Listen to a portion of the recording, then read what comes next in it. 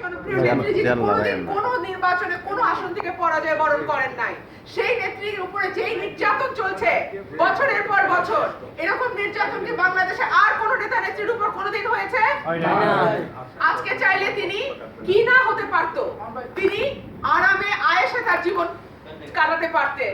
তিনি কেন আজকে একটা ছোট্ট কারাগারের অন্ধকার একটা প্রকোষ্ঠে তার দিন কাটছে? কারণ তিনি দেশকে ভালোবাসেন, তিনি দেশের মানুষকে ভালোবাসেন, তিনি নেতা কর্মীদেরকে ভালোবাসেন।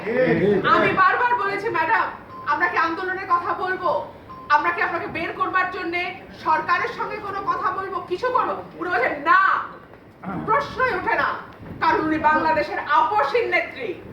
বাংলাদেশে যদি একমাত্র কোন নেত্রী থাকেন আপসহীন, সেটা আমাদের নেত্রী বেগম খালেদা জিয়া।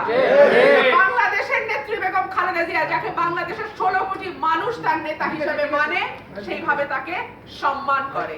তো সুতরাং আমাদের মন ছোট করবার কিছু নাই।